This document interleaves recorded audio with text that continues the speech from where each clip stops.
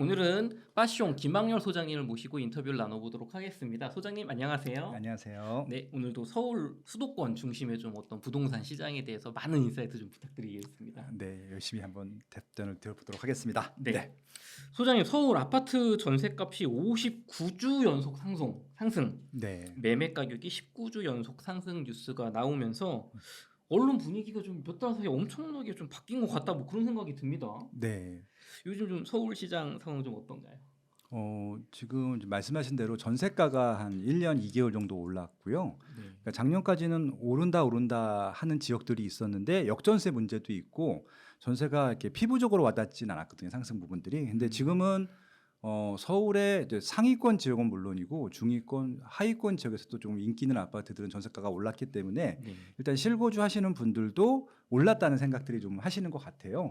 거기다가 실질적으로 이제 전세가 상승 때문에 이사를 하려고 하셨던 분들이 2022년도 4사분기나 2023년도 1사분기 시세만 기억을 하시다 보니까 네. 1년 동안에 알게 모르게 좀 꾸준히 올랐던 지역들이 있는데 네. 깜짝 놀란 거죠. 그래서 이제 지금 아마 생각보다 한 1년 정도 이분들이 관심을 갖고 있지 않다가 관심을 가졌던 순간에 격차가 확 벌어지다 보니까 더 많이 올랐다라고 생각을 하는 것 같아요.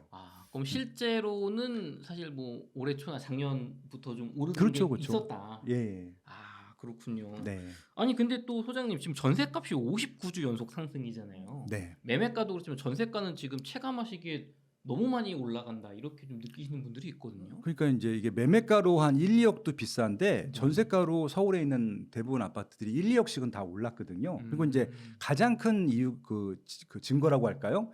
그것들을 알 수 있는 게 역전세 얘기를 아무도 안 해요. 근데 지금 역전세가 없느냐? 역전세가 있어요. 있는데도 워낙 그 비율이 적고 네. 대부분은 이전에 거래했던 것보다 상승된 금액으로 계약을 하다 보니까 그리고 또 계약갱신 청구권도 쓰는 비율이 증가했거든요. 네. 그 얘기는 5% 이상 다 올랐다는 얘기잖아요. 그렇죠. 예, 그렇기 때문에 아마 다 피부적으로는 전세가가 더 많이 올랐다고 느껴지시는 것 같아요. 사실 작년만 해도 저희 뭐 역전세나 논다. 네. 뭐 계약갱신 청구권이고 뭐 끝나면 또 이제 막 2중, 3중 전세 가격 이런 얘기 했는데 어느 순간 역전세난 얘기가 없어졌거든요, 소장님. 그렇죠. 그러니까 저도 이제 다주택자이고 세를 놓다 보니까 작년에는 역전세 나서 보증금 돌려준 집도 있는데 네.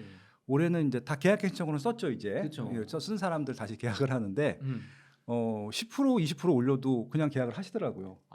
예. 이사 가는 집이 더 많이 오르거나 뭐 비용이 그런 거죠. 들으니까. 그러니까 이제 그 정도 시세로 갈 수 있는 데가 없다고 판단을 했겠죠. 예. 생각보다 시장은 좀 뜨거운 것 같습니다. 네네. 그럼 많은 분들은 이제 시장 사이클을 이야기하면서 보통 뭐 하락장 아니면 뭐 상승장 이렇게 나누고 네. 주로 저희가 어떤 가격을 산정할 때 언론들이 특히 그런데 21년 고점 대비 뭐 90% 회복, 그렇죠, 그렇죠. 아니면 뭐 강남은 전고점 돌파 이렇게 이야기를 하는데 네.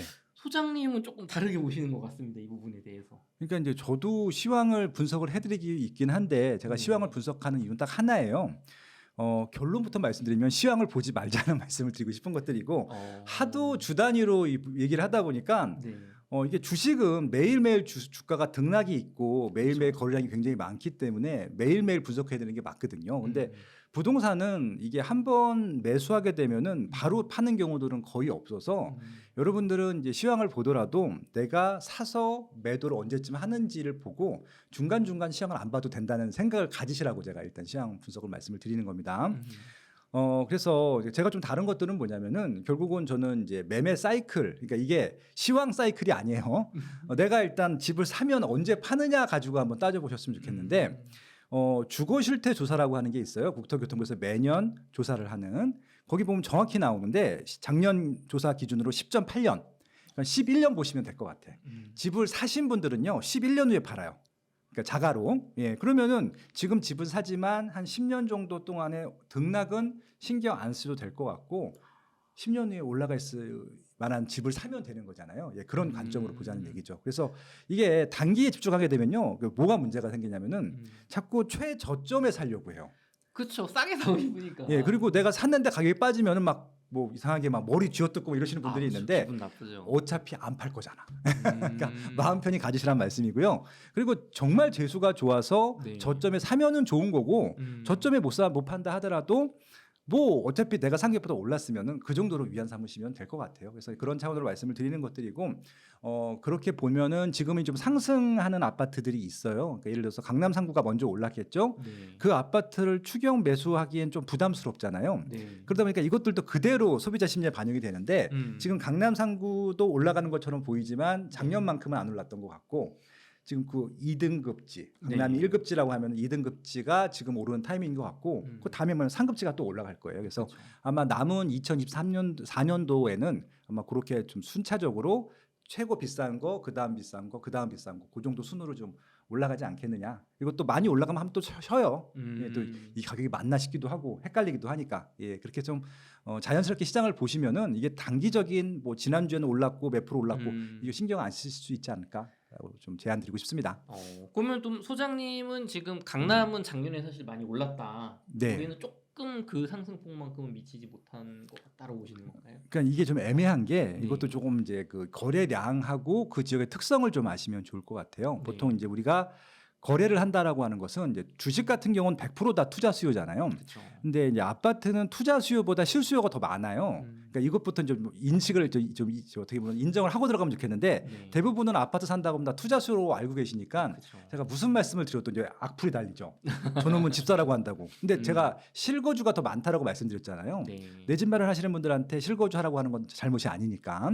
근데 이제 실거주 얘기를 왜 했냐면요. 대부분 실거주로 집을 바꾸시는 분들은 상급지로 가요. 상급지로 가는 겁니다. 그러니까 이제 3급지에서 2급지, 2급지에서 1급지로 가잖아요. 그렇죠. 그럼 1급지는요. 어디로 갈까요? 뭐 강남이지 않을까요, 아무래도? 안 갑니다. 그래서 1급지 있는 분들은 네. 그죠, 넓히는 거밖에 없죠. 그러니까 무슨 얘기냐, 무슨 말씀이냐면은 거래량이 많지가 않아요. 어차피 1급지들은. 그러니까 지금 1급지라고 할 수 있는 것은 강남구, 서초구, 용산구밖에 없거든요. 네. 여기는요. 그러니까 이게 좀 어떻게 보면 장점이자 단점인데 많이 오른 것처럼 보여도 생각보다 거래가 몇 개 안 됐고 있고요. 많이 빠진 것처럼 보여도 거래가 몇 개 안 됐어요. 어차피 이 사람들이 이사 갈 데가 딴 데가 없거든요. 그렇죠. 예, 그러니까 거기는 저는 1급지는 통계에서 그냥 빼고 생각하시면 될 것 같고 내가 그냥 준비가 되면 들어갈 수 있는 그런 지역이라고 보시면 될 것 같습니다. 그래서 이 말씀을 굳이 왜 드리냐면은 많이 오른 것처럼 보였는데 거래 건수가 많이 없다 보니까 이걸 통계적으로 유의미한 통계로 봐야 되느냐라고 질문들을 하세요. 맞아요. 예, 의미가 없다는 얘기죠. 거기는 통계적으로 이제 의미가 없어요. 그러니까 예를 들어서 이런 거예요. 얼마 전에 그 일단은 40억 크럭에 가입한 아파트들이 많아졌어요. 예를 들어서 뭐 레미안 원베일리, 네. 그다음에 아크로 리버파크, 그다음에 레미안 퍼스티지, 맞아요. 또 반포 자이도 뭐 49억까지 갔으니까 이제 그냥 네. 39억까지 갔으니까 40억 크럭이 받은 되는 것들이고요. 그리고 뭐 압구정 현대 아파트 이런 데들은 이미 다 40억 크럭에 가입한 것들이잖아요. 네. 그게 뭐 고평가다, 뭐 이게 뭐 오버평가다라고 하시는 분들이 있는데 그거는요 우리가 평가할 게 아니고 그 사는 분들이 그냥 돈이 있으니까 사는 거예요. 이건 비싸고 싸고의 문제가 아니라 거기는 그냥 어찌 보면은 내가 실거주할 집 혹은 에셋을 파킹해 놓을 것, 안 팔 거죠. 그런 데기 때문에 거기에 거래 건수나 가격은 신경 쓰지 마세요. 왜냐면은 자꾸 이것 때문에 논쟁이 생기는데 뭐 압구정동도 빠졌다, 반포도 네. 빠졌다라고 하는데 맞아요. 예, 그게 의미가 없는 게 그냥 거기는 이렇게 단기적인 등락은 있을지 모르겠지만 거래가 여기 될 수 있고 여기 될 수 있는 거잖아요. 그다음에 또 여기 될 수 있는 거예요. 그냥 우상향하는 데는 전혀 그 어떻게 보면은 이게 뭐 예측이 틀리거나 그럴 가능성이 제로인 단지니까 논외로하고요. 그 밑에 단지들을 좀 보시면 좋을 것 같은데 지금 이제 강남, 서초, 용산 빼면은 제일 최고 상급지가 잠실이에요, 잠실. 송파구. 송파구라고 하지 않고 잠실이라고 하겠습니다. 네. 왜냐면 또 좀 다른 개념이라서. 그렇죠. 잠실역 근처에 어. 그 부분을 그 아파트들을 말씀하시는 그래서 거죠? 여러분들도 앞으로 시황 보실 때 강남구, 서초구, 용산구 건 분석하지 마세요. 거기 의미가 없으니까. 잠시에는 이제 재건축을 해서 이제 좀 입주한 아파트가 이제 4개가 있는데 일단 엘스가 있고요. 그다음에 리센츠가 있고 트리지움이 있고 레이크 팰리스가 있어요. 근데 좀 이제 격차로 따지게 되면 엘스랑 리센츠가 조금 더 비싸고 트리지움 그다음에 레이크 팰리스 순입니다. 그래서 이제 3, 4위는 제외하고 네. 탑 2인 엘스랑 리센츠 가격만 보시면 돼요. 그러면은 대한민국 시장을 거의 대부분 이해할 수 있고 특히 서울시 시황은 그 엘스와 리센츠의 시황과 거의 일치한다고 보시면 될 것 같은데 예를 들어서 이제 2021년도가 고점이었어요. 네. 27억, 28억을 찍었었거든요. 맞아요. 국민평형으로. 근데 2022년도, 2023년도 그건 22년 말, 23년도 초에 18억으로 거래된 게 하나 있었어요. 맞습니다. 그래서 네. 그때 야 여기 16억 간다. 예, 그래서 막 9억이 빠졌네. 그러면서 이제 폭락한다라고 했었을 텐데 그게 마지막이었어요. 그 다음부터는 다시 20억대로 반등을 했다가 네. 20억 전후로 계속 거래가 되다가 최근에 21억, 22억, 23억, 24억, 25억까지 온 거예요. 그러니까 이제 이거를 이제 어떻게 이제 분석을 하냐면은 이게 사람들마다 분석 방법이 달라. 아직도 전고점 회복 못했다. 왜? 27억, 8억 못 갔으니까. 아, 그렇죠. 근데 18억을 보시는 분들 같은 경우는 됐다 많이 올랐다 이렇게 보는 거예요. 그렇죠. 지금 예. 거품이다. 예. 그러니까 이거는요, 여러분들 한번 생각을 해보세요. 앞으로도 이게 계속 반복될 텐데 쭉 올랐다가 쭉 빠지고 쭉 올랐다 쭉 빠지고 이럴 텐데요. 한번 생각을 해보세요. 그럼 엘스라고 하는 아파트가 10년 후에 얼마 되어 있을 것 같으세요? 10년 후에요. 예, 30억 넘어가 있을 것 같지는 않으세요? 그게 또 그렇게 생각이 들다가도 예, 엘스는 무조건 30억이 넘어가요. 왜냐면은 무조건 가는군요. 여기는 인기가 정말 많은 아파트입니다. 그러니까 이제 사람들이 꺼려하는 게 뭐냐면은 네. 구축인데 재건축 안 될까봐 그런 아파트는 좀 꺼려해요. 네. 그러니까 기본적으로 지하 주차장이 있고 뭐 커뮤니티 대충 있고 살만하면은 구축이든 준신축이든 입지가 좋은 데들은 살거든요. 잠실은 일단 입지가 좋고 이미 재건축을 한 번 한 아파트이기 때문에 뭐 지하 주차장도 있고 커뮤니티도 꽤 있고 한강도 가깝고 그다음에 뭐 삼성역도 가깝고 롯데 월드타워도 있고 그러니까 불편함이 없는 입지예요. 그런 입지들은요. 진짜 다 쓰러져 가기 전 그런 뭐 낡은 주택들이 아니고서는 그냥 실수요는 늘 있다. 그러니까 투자 수요가 들어서 단기간에 등락을 시킬지 모르겠지만 네. 꾸준히 대기 수가 많은 지역이기 때문에 그냥 꾸준히 올라갈 것 같다. 그러면은 지금 들어가면 되는 거예요. 근데 이제 제 말씀을 또 안 믿고 엘스가 또 빠질 거다. 20억 밑으로 빠질 거다. 뭐 10억이 될 거다라고 이해하시는 분들은 또 못 사는 거예요. 그러니까 이거는 여러분들이 판단해 보시면 될 것 같고 저는 실수요자 입장에서 한번 말씀을 드린 거예요. 그러니까 실질적으로 잠실에 살고 계신 분들, 특히 자가로 살고 계신 분들이 있다고 좀 주변에 있으시면 물어보세요. 그분들은 그 아파트를 어떻게 생각하고 있는지 그러시면 아마 좀 선택하는 데 편하지 않을까라고 좀 제안드리고 싶습니다. 아, 네. 그렇군요. 소장님 그러면은 좀 구축 아파트더라도 네네. 야, 여기가 핵심지가 아니고 뭔가 사람들이 원하는 지역은 아닌 구축인데 네. 뭐 지하 주차장이 없고 네. 아니면은 뭐 커뮤니티도 없고 음. 그렇다고 재건축하자니 뭐 용적률 이런 거 안 좋고 이런 데는 조금 위험하다고 보시는 건가요? 뭐 거기도 실거주만 하겠다라고 하시는 분들은 그냥 하셔도 돼요. 근데 뭐 그렇게 시세가 안 올라갈 것으로 예상이 되는 지역들을 굳이 매매 자가로 거주할 필요는 없잖아요.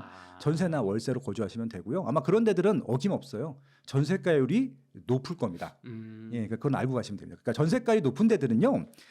역으로 말씀드리면 미래 가치가 없다라고 소비자들도 이제 인식을 하는 거예요. 인정을 하는 데이기 때문에. 네. 그러니까 전세가율이 높은 지역들을 만약에 투자 목적으로 접근하시면은 단타 치시는 분들은 모르겠지만 중장기적으로는 그렇게 바람직한 투자처는 아니거든요. 예, 그렇게 좀 말씀드리고 싶습니다. 엘스나리 대지는 그런 지역이 아니다. 네, 거긴 전세가율도 낮아요. 낮으니까. 예, 높지도 않고. 예. 그럼 많은 분들이 또 저희 궁금한 게 강남 오르는 거 알겠어. 음. 잠실 오르는 거 알겠어요. 근데 마포, 네. 성동구 네. 혹은 뭐 이제 동작구 이런 이제 2급지들 네. 이쪽도 지금 많이 오르고 있단 말이에요, 소장님. 그렇죠. 지금 오르는 그 지금이 오히려 맞아요. 예, 오히려 강남 상구는 잠잠한데 그렇죠. 예, 거래 물론 되고 있지만 몇 건 아니겠고요. 네. 오히려 지금 말씀하신 마포구, 성동구, 동작구가 좀 거래 거기다 하나 더 보태면 동대문구, 맞아요. 강동구 이런 데들 맞아요. 예, 거래가 좀 많죠. 그 제가 최근에 그 한 신문사 기사를 봤더니 네.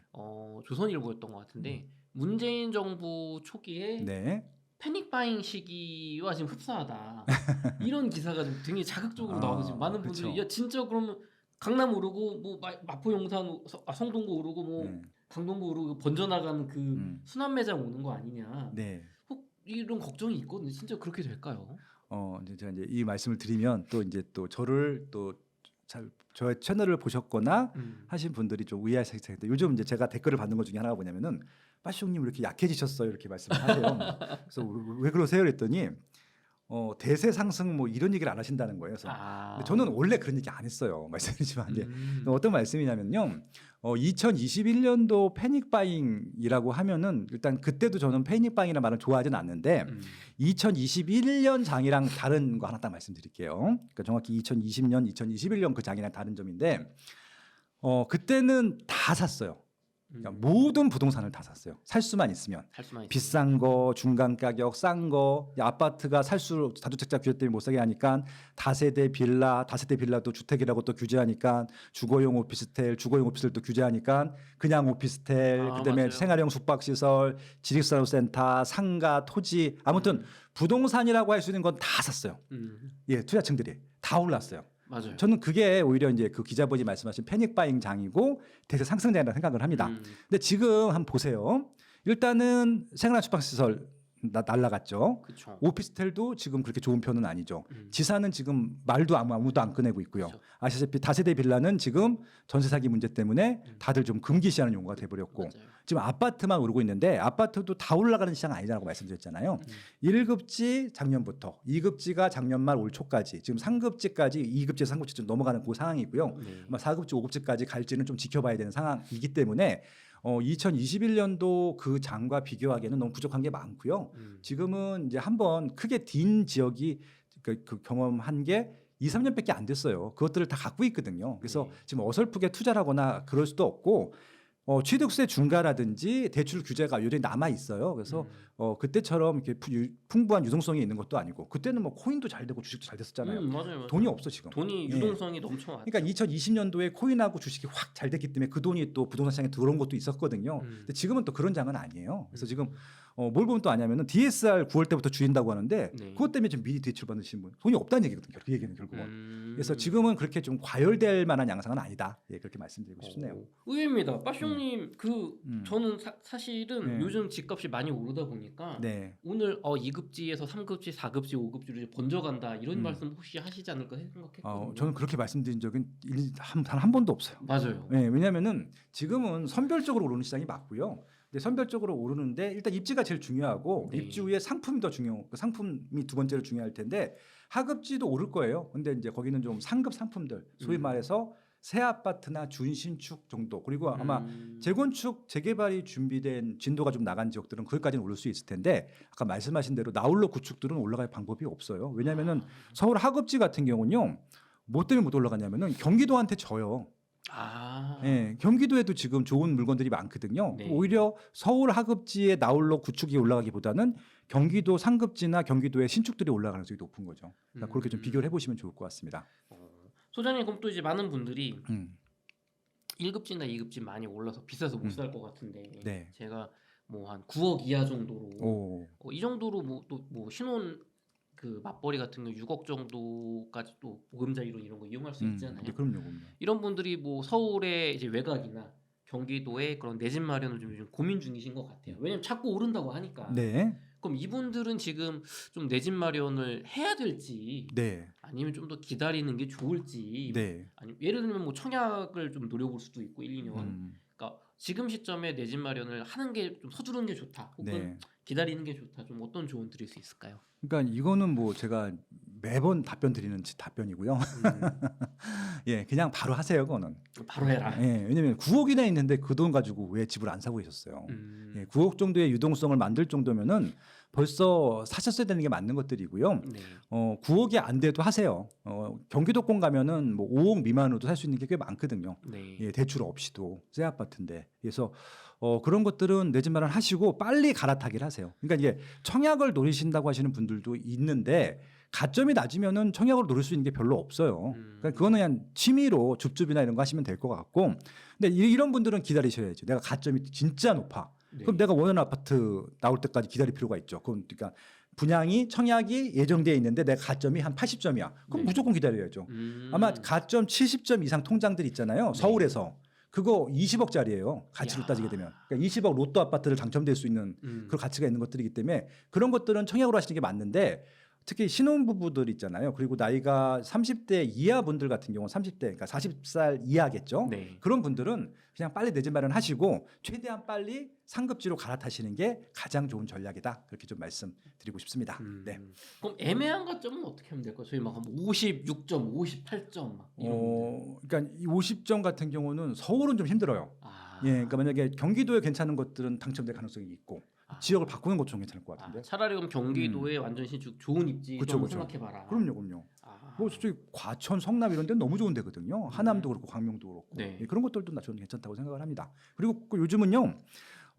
가끔 가다가 괜찮은 것들인데 좀 비싸 보여서 미분양 나오는 것들이 있는데 네. 그런 거 하셔도 나쁘진 않을 것 같아요. 광명이 그렇지 않나요? 네, 광명 다 끝났어요.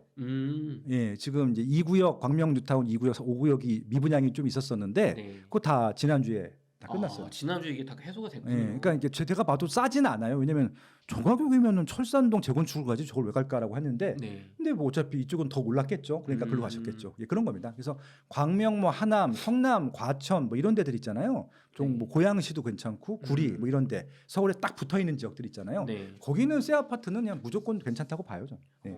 무조건 괜찮다. 그 네. 정도는. 네. 그러면은 또 요즘 거래량 얘기 잠깐 해볼게요, 네. 소장님. 네. 4월에 서울 아파트 거래량이 4천 건을 넘어섰다고 했을 때, 네. 이거 아직 거래량이 부족해서 이렇게 상승이 번지지 않을 거다. 음. 이런 얘기 많았는데 지금 5월, 6월 거래량은 좀 어떻게 되고 있나요? 지금이 녹화를 하고 있는 시점이 7월이기 때문에 7월에는 6월 거래량을 지금 계산을 하고 있는 예, 겁니다. 집계 중이죠. 한 달 동안 집계를 해야 되기 때문에 6월 30일이 돼야지 6월 거래량이 딱 나와요. 그러니까 네. 지금은 우리가 확실히 알 수 있는 것은 5월, 네. 5월까지 알 수 있는 겁니다. 일단 5월은 5천 건 정도 나올 것 같고요. 음. 6월은 7천 건 나올 것 같아요. 왜냐하면 지금 아직도 반이 남았는데 그쵸. 7월에 이미 맞아요. 5천 건이 넘었잖아요. 5천 건이 지금 넘었나요? 예, 벌써? 그러니까 이제 그러니까 이거는 아직 확정된 건 아니지만 취소할 수도 있으니까. 그쵸. 근데 취소를 몇 명을 하겠습니까? 그러니까 그쵸. 지금 반 정도 됐는데 5천 건 넘었으면 이거는 6천 건은 무조건 넘어갈 것 같고 네. 잘하면 7천 건도 넘어갈 수 있는 것들이거든요. 기준을 제가 이 방송 나와서 몇 번 말씀을 드렸는데 서울에 지난 2006년도부터 이 거래량이 이제 카운팅이 되기 시작했는데 우리가 통계로 알 수 있는 게 네. 평균으로 따지게 되면 8천 건 전후예요. 8천 건, 9천 건. 예, 그래서 10,000건 넘어가면 정말 많은 거고요. 보통 이제 그 뭡니까 8천 건 전후가 보통 정도고 5천 건 이하가 좀 적은 걸 텐데 네. 지금 말씀드린 통계는 다 적은 쪽에 포함된 거죠. 4천이나 5천이나. 그쵸. 근데 이제 6천 건, 7천 건이 된다. 그러면은 이제 평균 정도까지 온 거거든요. 근데 여기서 좀 주목해 봐야 될 게 뭐냐면은 과거에 정상적인 시장에서 8천 건하고 지금의 7천 건은 달라요. 왜냐면 그때는 투자 수요가 있었거든요. 네. 근데 지금은 투자 수요가 별로 없어요. 물론 음. 지방 분들이 서울 거를 전세를 끼고 사둔다. 이걸 투자로 봐야 되지 않겠느냐라고 하면은 예, 투자 수요가 맞긴 한데 그거를 감안해도 옛날엔 더 많았거든요. 그러니까 지방에서 많았다는 게 아니라 서울이나 경기도 사람들도 그냥 그러니까 거주할 생각은 눈꼽만치도 없고 샀다 팔았다 하려고 서울 사는 사람이 많은데 그 정도 지금 시장은 아니거든요. 지금 네. 규제가 있기 때문에. 그래서 저는 대부분은 실수요라고 보고 분석하는 게 맞다고 생각하고 있는데 근데 투자 수요 없이 6천 건, 7천 건이 나왔다? 그러면 정말 거래량이 많은 겁니다. 근데 이거는 지금 아까 말씀드린 대로 DSR이 9월부터 시행되기 때문에 8월 달까지 빨리 거래를 하기 위한 순간적으로 몰린 거일 수도 있겠다는 생각이 들기도 하고요. 그것과 상관없이 일단 5천 건까지는 온 것 같거든요. 그러면 이제 적은 거래량은 아니다. 그 정도만 생각하시면 될 것 같습니다. 그렇다고 정상화 정도가 되는 거래량이지만 뭐 아주 막 엄청 뜨겁고 막 대세 상승이고 좀 뭐 난리 나는 그런 상황은 또 아니다. 그러니까 투자 수요층들이 시장에 들어와야 되는데, 그러니까 저는 이제 저렇게 왜 빠쭈님이 왜 그런 얘기를 안 하지라고 그래서 너무 재미없다, 네. 달라진 것 같다, 누구 눈치를 보는 거냐, 뭐 뒤에 뭐 배우 세력이 있느냐, 뭐 이렇게 댓글 하시는 분들이 있는데 네. 그게 아니라 말씀드렸잖아요. 투자 수요층들이 들어와야 좀 따뜻해지고 뜨뜻해지는데 지금 네. 투자 수요층들이 서울 아파트를 안 사요 생각보다. 예, 그렇게 좀 보시면 돼요. 네. 그러면은 정말 우리가 그 아까 서두에 제가 어떤 신문 기사 보고 이거 막 무슨 패닉 바잉 직전이다 이렇게 막 지금 난리 날 것처럼 예. 이건 사실 좀 과장이 있다. 그러니까 이제 그 분들 특히 기자분들이나 그런 이제 제도권 전문가들이 보시는 건 뭐냐면은 그러니까 비교되는 시기 대비 몇 배가 올랐는지 하거든요. 네. 그럼 다시 한번 따져볼게요. 2022년도에 서울 아파트 거래량이 한 달에 1,000건이 안 됐어요. 맞아요. 그렇죠? 얼마 안 됐어요. 진짜 안 예. 됐어요. 1,000건이 안 됐었거든요. 2022년 12월 달 같은 경우 치기 600건인가 700건 나왔었는데 네. 일단 1,000건이라고 간주할게요. 1,000건에서 지금 만약 6,000건이 됩니다. 야, 6배 올랐어. 그러면 이제 이게 어떻게 보면 그 기사에서 헤드라인 속된 말로 야마라고 하는데 헤드라인에 들어갈 만한 문구인 거잖아요. 그렇죠. 예, 그런 거죠. 뭐 그렇게 생각하시면 되죠. 이게 헤드라인에 들어가는 문구지 이게 정말 뭐 시장에서 막 펄펄 끓거나 이런 건 아니에요. 6배는 올랐지만. 예. 그럼 우리가 너무 막 심각하게 받아들일 필요는 없다. 그냥 준비된 분들은 내 집 마련하고 그렇죠. 예. 갈아탈 수 있는 분은 갈아타고 뭐 조금 부족하면 뭐 기다리셔도 된다. 그 정도일 때는 네. 이 정도 될 것 같습니다. 하나만 더 여쭤보겠습니다. 9월에 미국의 금리 인하 소리 있어요. 네. 파월 의장도 최근에 2% 인플레이션에 부합할 수 있겠다. 이렇게 연일 좀 우호적인 얘기도 좀 하고 있거든요. 예. 어제는 2%까지 기다릴 필요도 없다라고 얘기했어요. 그러니까요. 그래서 지금 지금 나스닥이 매일 신고가 맞아요. 싣고 있잖아요. 예. 그래가지고 지금 야 이거 진짜 이번엔 그 금리 인하 나오는 거 아니냐 이렇게 얘기가 되고 있는데 네. 그러면은 미국에서 금리 인하가 나오게 되면 우리나라에 좀 지금 아직 뭐 뜨겁진 않지만 네. 그래도 뭐 괜찮아 보통 상태가 된 우리나라 뭐 부동산 시장은 좀 어떤 영향이 있을까요? 그러니까 이미 지금 뭐 고금리에 대한 것들, 중금리에 대한 것들, 저금리에 대한 것들을 우리가 다 지난 정말 짧은 기간 동안에 한 5년 동안에 다 겪어봤어요. 네. 진짜 막 7%까지 올라가는 것도 봤고 맞아요. 1%대 금리도 봤어요. 지난 네. 5년 동안에 정말 드라마틱했는데 지금은 이제 3%대인 것 같아요. 지금 딱. 근데 지금 이 3%대 금리를 한번 생각을 해보세요, 여러분. 제가 조금 전에 점심을 이제 저희 다독다독이라고 네. 그거 이제 오늘 녹화하는 날에서 이제 녹화하고 점심을 먹고 바로 온 건데 거기에 한 친구가 집을 이번에 샀어요. 네. 갈아타기입니다. 대출 얼마에 받았니? 그랬더니 3.2%에 받았대요. 그냥 걔는 뭐 집이 하나니까 정상적인 주택담보대출을 받은 겁니다. 여러분들 한번 생각을 해보세요. 3.2%면 높은 거예요, 낮은 거예요? 역사적으로 보면 좀 낮은 편에 속하지 않나요? 그러니까요. 근데 지금 뭘 더 기대를 하시는 거예요? 아, 지금 이게 미국 기준금리가 우리가 3.5예요. 기준금리보다 더 낮은 금리로 지금 대출을 받을 수 있거든요. 그러니까 뭐 지금 거기가 또 미국이 금리를 더 내린다. 우리가 더 내릴 수 있느냐? 그건 또 다른 문제인 것 같아요. 근데 기준금리를 또 내릴 수 있죠. 아마 내린다고 했으니까 제 생각에 내릴 것 같은데 기준금리를 내린다고 코픽스 금리가 내려지는 것도 아니고 다른 문제거든요. 그럼 별도로 가는 것들이어서 그냥 분위기상 유동성이 좀 많아지겠구나. 그러면 유동성이 많아지게 되면은 뭐 유동성 가지고 투자하시는 분이 돈을 벌 수 있겠구나. 그들이 만약에 주택 시장에 들어오면은 그거 가지고 뭐 좋은 주택들, 좋은 부동산들을 살 수 있겠구나. 뭐 그 정도로 시나리오는 그려볼 수 있겠는데 그렇게 되기까지 기다리실 필요가 없을 것 같고요. 그냥 3.2% 정도면은 그 정도면은 충분히 저는 비싸지 않은 금리라고 생각하거든요. 그걸로 맞춰서 내지면 하시면 되겠다라고 좀 제안을 드리고 싶습니다. 역으로. 네. 또 우리나라에서 이미 가상금리 쪽을 좀 이렇게 낮게 컨트롤하고 있다고 하더라고요. 저도 근데 또 들어보니까. 지금 최근에 또 대출 양이 또 네. 확 증가한다고 하니까 또 한번 또 황근호 총리님이 한번 또 눈치를 줬잖아요. 갑자기 0.1%를 뜬금없이 올려. 아무 이유도 없는데. 그냥 올려요. 예, 근데 코픽스 금리는 내려왔는데 네. 그냥 은행 금리는 또 올라가요. 그러니까 이걸 저는 그 금리의 기준이 뭔지 모르겠어요. 그냥 정부의 컨트롤에 좀 걸려 있다. 그러니까 뭐 이렇게 그 한국은행 총재님께서 재채기하면은 네. 움찔해서 갑자기 올리고 또 잠잠해 계시면 조금 내리고 뭐 이런 것 같아요.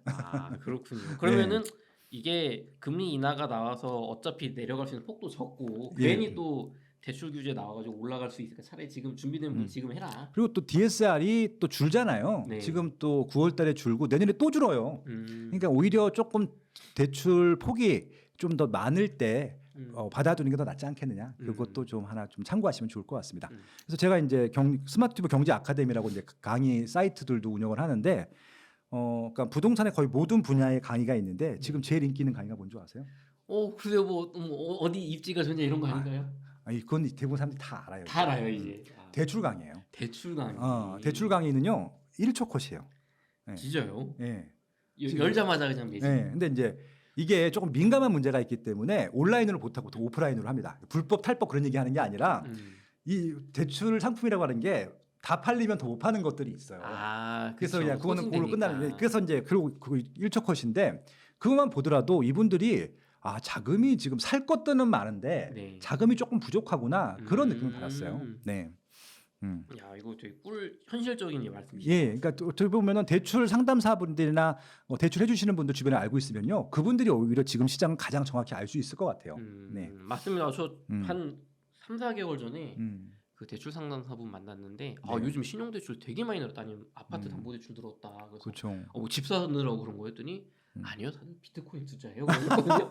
근데 그때 3, 4월에 비트코인 이렇게 올라갔거든요. 1억 넘었었잖아요. 그러니까요. 네. 근데 그때 그러니까 6천에서 한 1억을 한 2달 사이에 올랐거든요. 네. 그러니까 말씀하신 것처럼 대출 상담사분들이 주로 어떤 쪽에 지금 대출을 나가고 있느냐. 정말 찐 정보인 것 같습니다. 그래도 그 트럼프가 총 맞은 다음에 네. 또 비트코인 쭉 올라가대요. 그렇죠. 예. 그렇죠. 야, 비트코인 시장도 참 다이나믹합니다. 예, 그래서 이 트럼프의 T자가 있어서 네. T자 붙은 건 다 올라간다고 하는 건 짤도 있던데. 그럼 트리지움 올라가나요? 알겠습니다. 소장님 2부도 이어서 하겠습니다. 소장님 집값이 어쨌든 조금 올라가다 보니까 네네. 정부에서는 부동산 안정 대응 방안을 발표할 것이라고 말했거든요. 네. 좀 어떤 내용이 여기에 담겨질지 좀 궁금합니다. 지금 정부가 고민하는 게 한 두 가지 정도일 텐데요. 네. 그러니까 이게 지금 솔직히 지금 정부는 정책이라고 하는 게 없어요. 왜냐하면은 시세가 많이 올라간 것도 아니고 또 네. 빠지고 있는 것도 아니고 보통 지금까지의 이제 정부는 주택이 많이 그러니까 시세가 많이 올라가거나 많이 네. 빠지거나 그때 보통 정책을 세게 냈는데 지금은 그냥 평온하게 가는 편이거든요.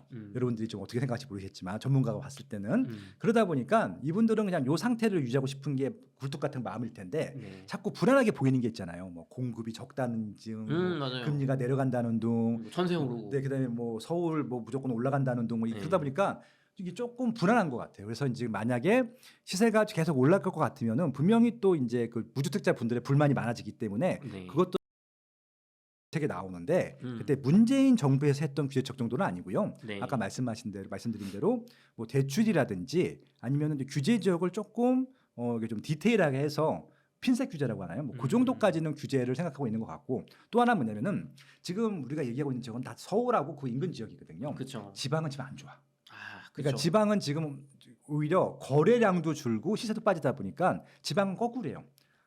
활성화 정책을 내오려고 하는 겁니다. 근데 그것도 좀 눈치를 보고 있는데 예를 들어서 좀 대구처럼 미분양이 많은 지역들은 이 미분양을 해소하기 위해서 미분양을 사는 사람들한테 세제 혜택을 주기 위한 이런 거 고민하고 있는 것 같고 그리고 아예 그냥 노골적으로 좀 이렇게 좀 투자를 그러니까 예를 들어서 이제 그 대출 있잖아요, 대출. 네. 대출도 DSR을 보지 않고 살 수 있게 해주든지 뭐 이런 것들을 좀 검토하고 있는 것은 제가 봤어요.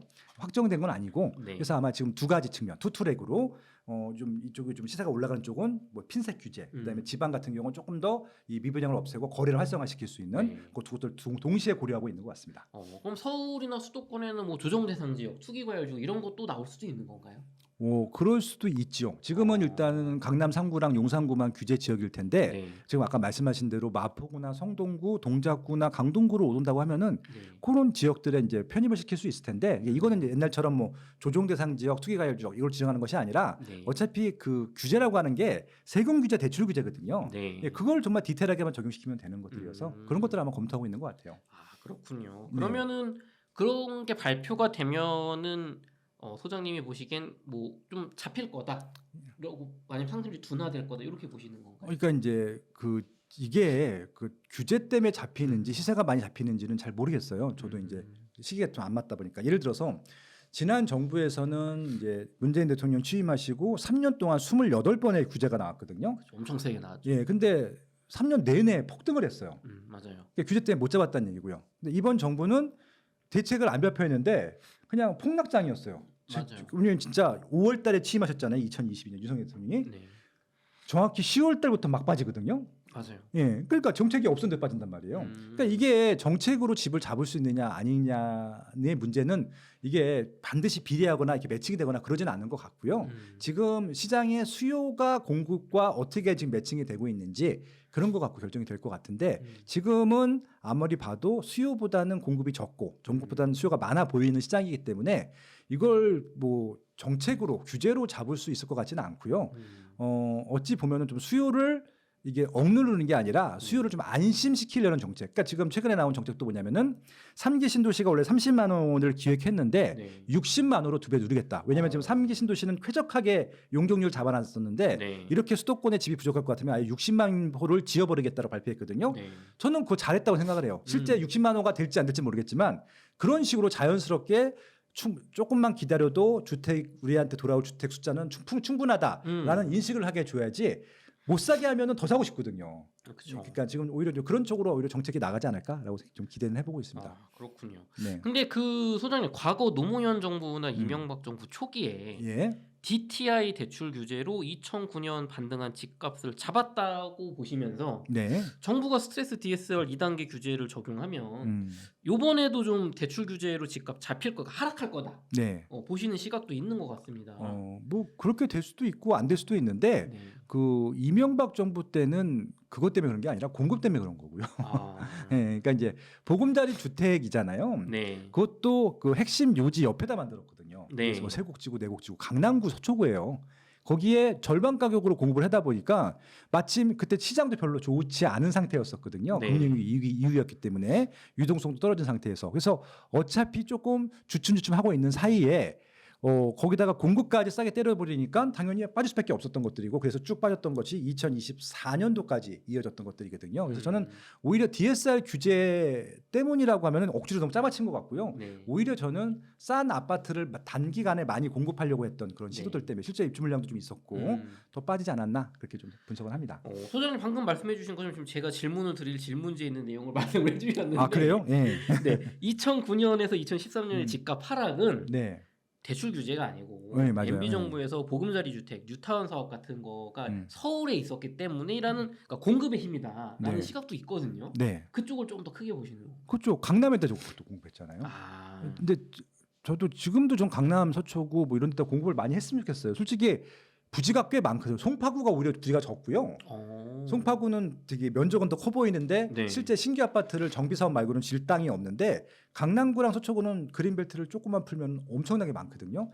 차라리 거기다가 좀 많이 지으면 좋겠다는 생각을 해봐요. 그러면 좀 과거에 뭐 세곡동 이런 내곡동, 내곡동 이런 세곡, 내곡. 부지가 아직 남아 있다는 말씀이시죠? 그렇죠. 그 주변에 아직도 가면은 그 산이 그러니까 그 아파트가 아직도 안 보여요. 산 속에 갇혀 있어갖고 그 옆에 한 단지 두 단지만 더 만들어도 2배 늘어나는 거잖아요. 아 그렇군요. 예. 그리고 지금 뭐 예를 들어서 그 서초동에 가면은 서초구에 가면은 그 조선 왕릉이 하나 있어요. 아 그렇죠, 그렇죠. 헌릉이라고. 네. 그 이제 우리 저기 그러니까 이방원 네. 태종 그분의 무덤이신데 너무 외로워 보이세요. 그 주변 좀 사람들 좀 많이 찾아올 수 있게. 네. 너무 그 왕릉만 동떨어져 있거든요. 아파트 좀 지어드리면은 태종 이방원님께서도 좋아하시지 않을까라는 생각이. 왜냐면은 그 무덤도요 많이 와야 좋아하세요. 왕릉들이. 그렇군요. 예. 거의 공원처럼 좀 활용들 하시더라고요. 예. 소장님 그럼 공급 얘기 좀 해볼게요. 사람들이 어떤 분들은 뭐 공급이 부족하다 그러고 어떤 분들은 뭐 공급이 많다고 하는데 과거 MB 정부 때는 말씀하신 것처럼 강남 서초의 반값 아파트, 서울 핵심지의 뉴타운 재개발 사업으로 사람들이 원하는 신축 새 아파트를 핵심지에 저렴한 가격으로 공급한다는 공약이 있었거든요. 그렇죠. 그러다 보니까 야 지금 안 사고 저기가 더 좋은 더 싸니까 내가 굳이 구축 안 사고 기다려도 되지 않겠냐. 네. 이런 심리가 있었는데 네. 지금은 경기도에 3기 신도시를 짓고 있고 네. 서울에는 신축이 없단 말이에요. 공급이. 네. 그러면은 이거 서울의 신축 새 아파트는 공급 부족으로 계속 올라가는 거 아닙니까? 그렇죠. 서울의 새 아파트는 부르는 게 값입니다. 지금 단적인 예가 아까 40억 그런 말씀을 드렸는데 네. 40억 클럽이 나온 이유는 그런 입지에 그 새 아파트가 그것밖에 없기 때문에 그런 겁니다. 그러니까 그거는 이제 어쩔 수 없어요. 근데 그거를 이렇게 거꾸로 끄집어 내릴 수는 없어요. 올라가는 아파트들은요. 그걸 대처할 수 있는 아파트는 없기 때문에 일단 입지가 제일 중요하기 때문에 그 입지에 그런 아파트는 없어요. 앞으로는 없을 거기 때문에 그 아파트들이 비싸지는 것들에 대해서는 너무 불만을 갖지 않으셨으면 좋겠어요. 거기는 어차피 일반인들이 못 들어가요. 예, 30평 아파트를 40억에 아무리 대출을 받아도 네. 들어갈 사람이 몇 명이 되겠습니까? 그냥 올라가도록 냅두면 되는 것들이고 우리는 중요한 것은 우리에 맞는 경제력에 맞는 아파트들이 좀 좋은 아파트들이 적정한 입지에 많이 들어서면 좋은 것들이잖아요. 네. 그래서 저는 결국 서울 경기도 나누지 말고 그냥 그 언저리에다가 신도시를 만드는 거 좋은 방법이라고 생각을 하고 있고요. 네. 3기 신도시가 그런 역할을 해요. 3기 신도시는 실질적으로 1기 신도시도 좋은 입지잖아요. 네. 1기 신도시와 서울 사이에다 만드는 것들이기 때문에 네. 저는 3기 신도시가 충분히 잘 빠른 시기 내에 공급만 된다고 하면은 충분히 서울 수요를 좀 분산시킬 수 있을 것 같습니다. 근데 그렇다 하더라도 40억 아파트가 20억이 되지는 않아요. 예, 그것들은 다 별도의 문제다라고 말씀을 좀 드리고 싶습니다. 그럼 또 이게 공급이 부족하다고 하니까 네. 뭐 강남, 서초, 용산 알겠어. 음. 근데 뭐 강동구 아니면 말씀하신 성동구, 마포구 네. 혹은 그 위에 이제 뭐 동대문구 같은 네. 그런 지역들도 가격이 덩달아서 공급 부족으로 올라가니까 지금이라도 영끌해서 사야 된다. 이런 논리가 또 만들어지거든요. 그렇죠. 그거는 그럼 뭐 그것도 일리가 있다 이렇게 보이는 건가요? 그러니까 이제 이거를요 투자성으로 볼 것인지 네. 아니면은 그냥 실거주 목적으로 볼 것인지 좀 달라질 것 같고요. 네. 그러니까 이게 제가 내 집 마련을 빨리 하라는 말씀 중에 하나가 이런 것도 있어요. 그러니까 많은 분들이 이제 오해를 하시는 게 뭐냐면은 네. 막 20억짜리 아파트, 그러니까 뭐 5억짜리 아파트, 10억짜리 아파트, 뭐 15억, 20억, 30억, 40억 아파트가 쫙 있는데 내 집 마련을 하지 않은 사람 입장에서 보게 되면은 그게 정말 말도 안 되고 이번 생엔 끝났어처럼 보이거든요. 그렇죠. 근데 아마 40억 아파트까지도 제가 포함해서 말씀드릴게요. 여러분들과 크게 다르지 않은 사람들이에요. 생각보다. 왜냐면은 그들은 그냥 부지런히 갈아타기만 했을 뿐입니다. 그러니까 전체 수요 중에서 갈아타기 수요가 제일 많아요. 그러니까 내 집 마련 초기에 내 집 마련 하시는 분들보다 갈아타기 수요가 몇 배는 더 많다고요. 그러니까 그들은 집을 사고 오른 금액으로 돈 조금 더 보태서 조금 더 좋은 거 그런 식으로 계속 한 두세 번 갈아타게 되면은 그렇게 가는 것들이거든요. 그래서 일단 첫 집 마련을 하시면 좋을 것 같다는 말씀을 드리고 싶은 것들이고 제발 비싼 거부터 보지 마세요. 그러니까 일단은 내가 살 수 있는 것부터 보세요. 예, 그렇게 좀 말씀을 드리고 싶고 그래서 이걸 왜 말씀을 드리냐면은 그렇게 해서 영끌해서 뭐 내 집을 산다 하실 수 있으면 하세요. 근데 영끌이라고 하는 것들이 이게 어떤 의미인지 모르겠어요. 저도 영끌이라는 단어를 좋아하지는 않는데 내가 감당할 수 있는 이자, 원금, 상한 정도 금액이면은 그걸 영끌이라고 해서 매도할 필요는 없을 것 같고요. 그러니까 내가 좀 생활비 아끼고 절약해서 원리금 상환 비용을 좀 높여서 더 좋은 아파트, 비싼 아파트를 대출 좀 더 받아서 간다는 것들은 전 추천드리고 싶고요. 그렇게 한번 하면요. 예를 들어서 이런 거예요. 보세요. 이제 그 이문 휴경 뉴타운이 초반에 인기 되게 막 없었거든요. 네. 장위 뉴타운도 초반에 인기 없었어요. 그렇죠, 그렇죠. 예, 그리고 신길 뉴타운도 지금 제일 비싼 게 레미안 STU인데 그것도 인기 없었어요. 제가 지금 말씀드리는 아파트들은요, 다 미분양 아파트였어요. 그리고 최근에는 광명 뉴타운도 다 미분양이었다가 이제 풀리기 시작한 것들이고, 뭐 철산동도 마찬가지고. 네. 예, 그래서 이런 아파트들 그냥 사시잖아요. 아마 4년 후에 6년 후에는요 그 분양가의 최소한 1.5배에서 2배 돼 있을 가능성이 높거든요. 그러면 그거 팔고 더 좋은 입지에 구축하는 거예요. 예, 이렇게 가는 것들이 비정상적으로 보이십니까? 여러분들 부모님들 그렇게 하셨을 것 같은데, 예, 그러니까 그런 것들은 전 지금도 추천드려요. 예. 근데 또 요즘 시장 전문가분들 중에 입지가 특히나 소장님이 입지 전문가신데 네. 입지가 떨어지는 뭐 노원구, 노도강, 네. 은평구, 서울의 이런 외곽지들 이런 쪽의 아파트 뭐 한 15년 돼서 한 6억 이하, 15년 돼서 한 6억 이하인 것들 이런 것들은 사면 안 된다. 왜냐면 이런 건 안 오른다. 서울의 중심부의 신축 새 아파트 역세권으로 무조건 가야 된다. 이게 또 논리가 있거든요. 예. 그러니까 내 집 마련 하려다가도 예. 소장님 말 듣고 하려다가도 내가 가진 돈으로 저 좋은 쪽을 못 사. 그럼 내가 모아야 되나? 왜 여긴 안 오른다고 하니까. 네네. 요러다 보니까 그러면 그냥 청약을 기다려야 돼요. 이렇게 되는 거거든요. 그러니까 제가 말씀을 드렸잖아요. 공부하셔야 돼요. 그냥 가만히 있다고 집값이 내 수준에 맞게 내려오거나 새 아파트가 눈앞에 툭 떨어지지 않거든요. 공부하셔야 됩니다. 그래서 공부하는 콘텐츠가 바로 스마트 튜브, 예, 부동산 조사 연구소고 경제 아카데미일 텐데, 예, 유튜브도 좀 많이 구독해 주시고요. 어떤 말씀을 드리고 싶은 거냐면은, 지금 이제 상계, 노원구 같은 경우는 상계 주공 아파트들이 지금 5억 정도 해요. 네. 근데 이제 이것들을 사게 되면은 재건축을 할 거예요. 상계 주공은 재건축을 합니다. 네. 언제 할지 모르겠지만 지금 초기 단계이기 때문에 여기는 100% 할 수밖에 없는 지역이긴 합니다. 근데 이제 문제는 지금 왜 실랑이를 하고 있냐면은 추가 분담금을 너무 많이 내려요. 그러니까 아파트 가격은 5억인데 추가 분담금을 5억 내라고 하는 거예요. 그러니까 지금 5억을 주고 들어가신 분들한테는 너무 황당한 거지. 그렇죠. 예. 근데 그 추가 분담금 5억이라고 하는 돈이 이제 조금 뭐 주변 시세가 올라감으로써 좀 희석이 될 때쯤이면 진도가 나가는 거예요. 이게 무슨 얘기냐면은 만약에 지금 사서 5억을 태워요. 그럼 총 비용이 10억이잖아요. 그렇죠. 그렇게 입주를 했는데 옆에 있는 신축이 15억입니다. 그럼 15억에 팔 수 있는 거잖아요. 그렇죠. 예. 그러면 이제 참 감이 오시나요? 내가 지금 5억짜리 집에 살고 있는데 5억이 없잖아요. 그렇죠. 대출 나올 거잖아요. 그 나중에 그 대출을 빨리 갚아야 되면은 15억에 팔면 15억이 되는 거잖아요. 그리고 또 가시면 돼요. 그러니까 전략을 짜야죠.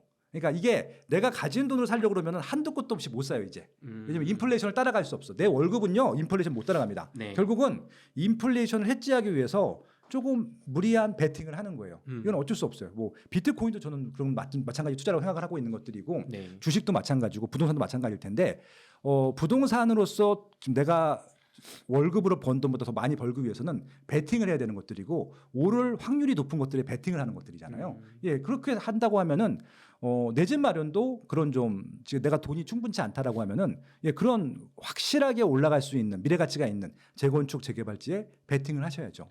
예, 이렇게 좀 제안드리고 싶네요. 그럼 공부를 통해서 또 스마트 튜브 같은 곳에서 공부를 네. 하면 네. 5억 이하의 자금으로 그래도 좀 찾을 수 있다.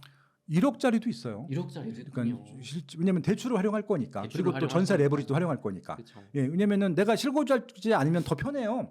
전세 끼고 때 조금 있으면 조금 이게 대출보다 더 전세 금액이 클 때도 있거든요. 그래서 네.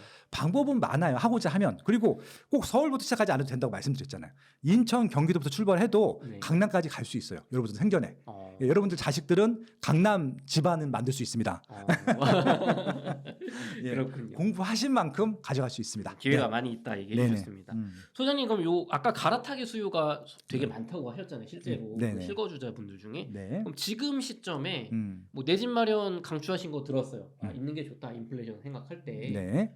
그럼 이미 있는 사람 분들은 네. 지금 1급지, 2급지는 막 올라갔잖아요. 음. 근데 아직 내 집은 안 올랐단 말이에요. 예예. 그럼 이 시점에 내게 오른 다음에 갈아타야 될지 아니요.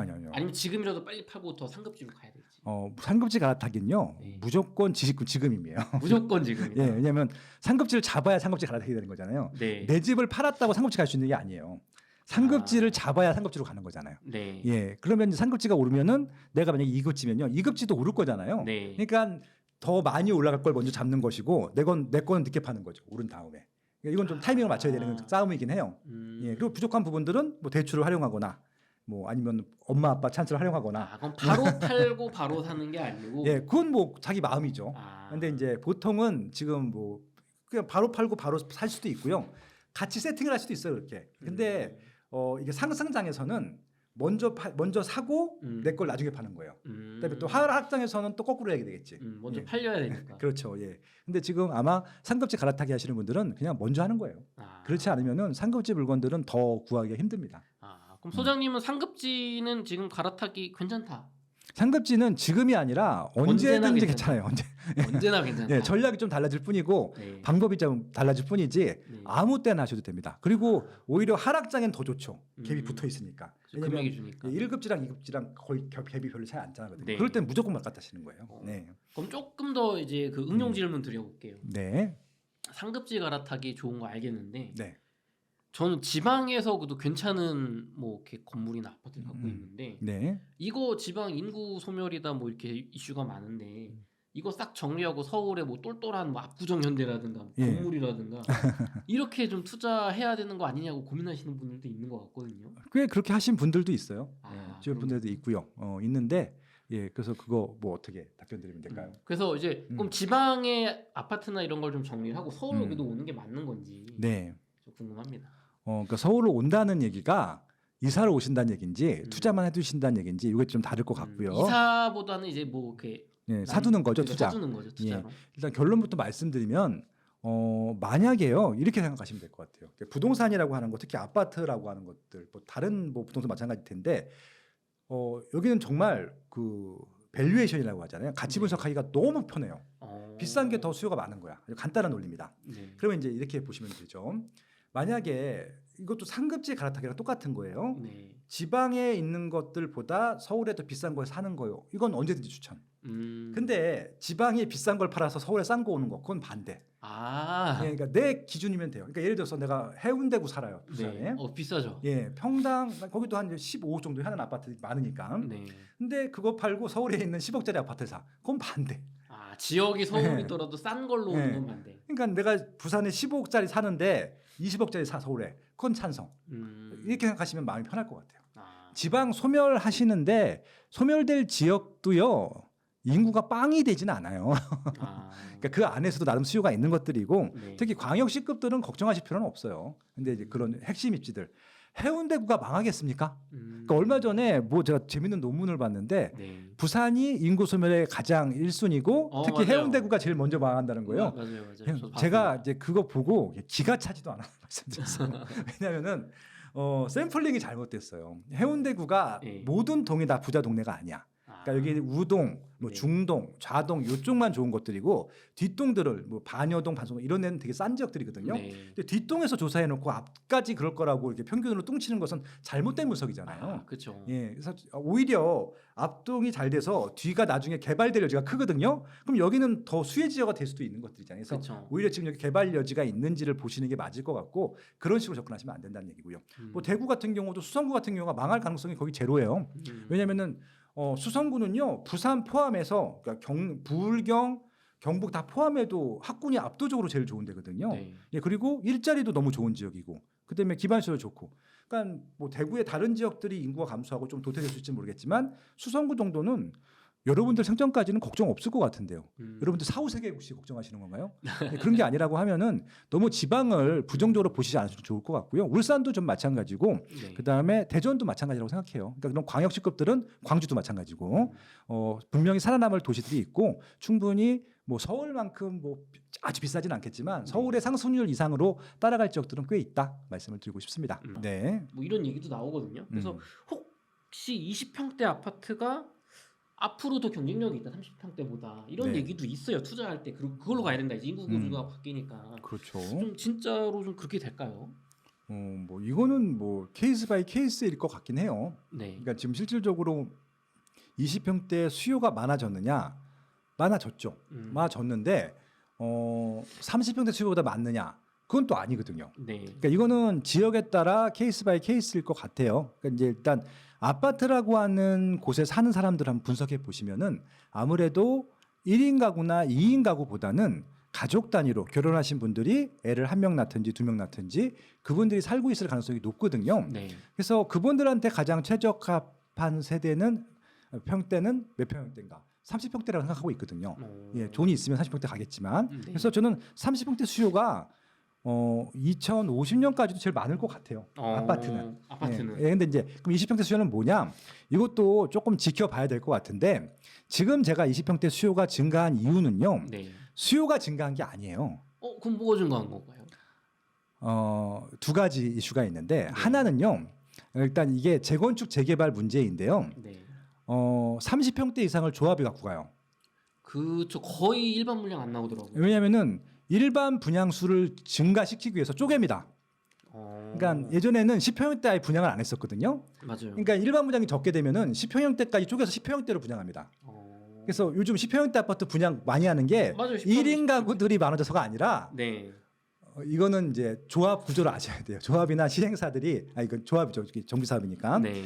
추가 분담금을 낮추기 위해서 일반 분양분을 많이 누리기 위한 어떻게 보면은 나쁜 의미로 꼼수고 네. 좋은 의미로는 사업적인 선택이다라고 보시면 될 거예요. 그래서 이거는 좀 다른 문제이고요. 그래서 결국은 20평대가 많이 공급되는 것처럼 보이고 경쟁이 높은 이유는요. 네. 30평대 이상 공급량이 적어요. 아예 물건이 나오지 않기 때문에 비교할 수가 없어요. 그러니까 이건 조금 더 지켜봐야 된다는 얘기가 그런 의미이고요. 그리고 또 하나 문제, 하나는 공급단의 문제고 하나는 이제 수요단의 문제인데요. 네. 돈이 없어요. 30평대 살 돈이 없어요. 너무 비싸. 그러다 보니까 제가 입지가 더 중요하다고 말씀드렸잖아요. 네. 그 입지 내에서 내가 할 수 있는 금액대의 최대한은 10평 아니면 20평인 거예요. 그래서 지금 거래가 10평이나 20평대가 많을 뿐이지 그걸 좋아해서 원해서 사는 게 아니에요. 한번 입장을 바꿔놓고 생각해 보세요. 내가 30평대 살 돈이 있어요. 네. 근데 2인 가구야. 네. 20평대 살 것 같아요? 30평대 살 것 같아요? 돈이 있으면 30평 사지 예, 않을까요? 그게 정답입니다. 그러면은 소장님 어떻게 보면 두 가지 측면에서 먼저 그 공급 측면 한번 더 깊게 들어가 볼게요. 네. 재건축, 재개발, 정비 사업지 조합에서 네. 추가 분담금 때문에 30평대, 40평대 안 내고 10평, 뭐 20평 이런 거 많이 쪼개서 낸다고 하셨잖아요. 그렇게 하면은 뭐 사업성이 올라가는 건가요? 그렇죠. 분양분이 많아지잖아요. 그러니까 예를 들어서 지금은 이제 예전에는 이제 그 저층 아파트라서 네. 내가 30평대 살아도 60평대까지 공짜로 가는 데들이 많았었어요. 5층짜리 뭐 이런 거. 예. 그럼 반포중 일단지가 마지막 그런 물건일 것 같은데 지금부터는 다 중층에서 중층이거든요. 네. 추가 분담금을 안 낼 수가 없어요. 무조건 내야 됩니다. 심지어는 네. 이번 주에 발표된 것 중에 되게 충격적인 게 하나가 뭐냐면 신반포 2차가 있어요. 네. 평수를 줄여가도 추가 분담금을 내야 돼요. 평수를 줄여도 30에서 20으로 네. 줄여도 그럼 어떻게 해요? 근데 이분들이 부자인데 그러면 그렇게 하지 않겠습니까? 라고 하실 텐데 부자분들도 돈 조금 더 내고 싶겠죠. 그렇죠. 그러니까 일반 분양분을 조금이라도 넣어야 돼요. 네. 그러니까 지금 요 상태로 가게 되면요. 일반 분양분이 하나도 안 나고 생겼어. 그러니까 나도 조금 줄여가고 일반 분양을 또 만듭니다. 이런 구조인 겁니다. 그래서 앞으로 아마 이런 초소형이나 소형은 계속 나올 거예요. 일반 분양분을 만들기 위해서. 어쩔 수가 없어요. 네. 그러면은 30평 한 채를 만드는 것보다 네. 13평, 17평 두 개로 쪼개서 파는 게 더 그럼요. 조합에선 이득이 되는 거예요. 그렇죠. 그렇죠. 돈이 많이 남으니까 두 개 네. 어쨌든 뭐 총합이 달라지니까. 그러니까 예전 같으면은 이제 예를 들어서 이제 조합 수가 1000세대고 네. 일반 분양분이 2000세대야. 네. 이러면은 뭐 대형 평형도 분양하고 네. 뭐 여러 가지 전략을 짤 수 있거든요. 대형 평형에도 좋긴 한 게 뭐냐면은 안에 있는 인테리어 마감재를 굉장히 높은 수준으로 올린 다음에 몇 배 더 붙여서 팔거든요. 예전엔 그랬어. 10년 전, 20년 전에는. 네. 근데 지금 그게 안 되는 게 일단 평형이 부족해요. 아. 그렇게 일반 대형을 줬다가는 내가 들어갈 곳이 없기 때문에 그러니까 지금은 어쩔 수 없이 내가 살고 있는 정도 수준의 아파트 평형대 선택할 수밖에 없을 것 같고 일반 분양 높이기 위해서는 최대한 그 조합원들한테도 적은 평형대 받으라고 유도한 다음에 네. 소형들을 만들어야 돼요. 잘게 쪼개야 네. 되는군요. 근데 지금 그 10평형대가 최근에 나온 것들에 대해서 의심 안 하셨었어요? 왜 그런지? 10평형대 수요가 많아서 그런 게 절대 아니에요. 1인 가구 증가 때문에 그런 거다. 1인 가구가 굳이 아파트 들어가 살 필요는 없잖아요. 아, 오피스텔도 있고 그쵸. 그런데 그러니까 그거는 조합원들이 최고화 분담금을 낮추기 위한 일반 분양부를 높이기 위한 사업적인 선택이었다. 그렇게 보시면 될 것 같아요. 그러면 소장님 또 이렇게 지금 소형 평수 위주로 중소형 위주로 분양이 되게 되면 반대급부로 네. 30평대, 40평대, 50평대 음. 희소해지는 거 아닌가요? 이것도 이제 제 책이 있어요. 김학렬의 부동산 주택 절대 원칙이라는 책이 있는데 거기서도 한 챕터를 통해서 분석을 해드렸었는데 네. 여긴 입지가 중요합니다. 아까 말씀드렸잖아요. 제가 그 해당 입지에 들어가고 싶어서 30평대 갈 돈이 없어서 20평대 간다고 말씀드렸잖아요. 네. 결국은 40평대 이상의 대형이 먹히는 건요. 네. 상급지만이에요. 상급지만. 예, 왜냐하면은 그 하급지에 대형 평형 가느니 네. 그보다 상급지에 중형이나 소형을 갑니다. 용인에 50평 가느니 분당에 30평 가지. 예, 그런 거죠. 지금 이제 아파트가 있는 그 시군구 중에서 제일 시세가 저렴한 지역이 연천군이에요. 네. 연천군의 100평형 아파트보다 강남의 10평형 아파트를 더 선호할 겁니다. 연천군 계신 분에서 죄송한데 네. 그냥 하는 사례예요, 그냥. 제가 참고로 경기도 연천에서 군대 나왔습니다. 저는 파주. 파주. 네, 연천 바로 옆에. 저 연천을 사랑합니다, 여러분. 소장님 그러면은 그럼 반대로 13평, 17평 이런 거 작은 것들 뭐 9평도 있더라고요, 심지어 요즘은. 네. 이런 아파트 분양받거나 내가 사서 나는 뭐 1, 2인 가구니까 이렇게 받으면 너무 공급이 많아서 좀 상승이 불리하거나 그렇게 되진 않을까요? 그 공급이 많을 정도로 또 일반 분양을 많이 만들지도 못해요. 그렇군요. 예, 그거에 대한 수요는 있는데 네. 이건 알고 계셔야 돼요. 20평대보다는 그러니까 10평대보다는 20평대가 20평대보다 30평대가 시세 상승률이 더 높을 거예요. 시세 상승액이 높을 거다. 예. 그러니까 이제 투자용으로 초소형을 하는 것은 월세 용도면 모를까 네. 시세 차익도 오르긴 할 텐데 20평대 이상, 30평대 이상보다는 돈 버는 좀 어떻게 보는 그런 확률이라든지 수익이 좀 낮을 것이다. 이렇게 보시면 될 것 같습니다. 그러면은 또 이런 질문 한번 드려보겠습니다. 그 과거에는 네. 예전에 그 노무현 정부 지나서 MB 정부 이때는 대형이 대세다. 네. 작은 거 사면 안 된다 그랬거든요. 예. 4, 50평 이런 거 막 샀잖아요. 그러다가 한동안 집값 하락이 오고 나서는 이 소형이 먼저 오르고 빨리 오른다 막 이런 책들 내용도 있었단 말이에요. 네네. 그러다가 지금은 또 다시 또 소형이 한 20평대가 적절하게 오르고 뭐 적절하게 또 싸다 이런 얘기 나오는데 예. 결국에는 상승률 지나고 나면 30평대가 가장 높을 거다 이렇게 보시는 건가요? 그러니까 이것은 한번 전체적으로 판세를 보셔야 돼요. 그러니까 그것들은요, 그게 뭐 틀리다, 뭐 나쁘다, 뭐 이런 차원이 아니라 네.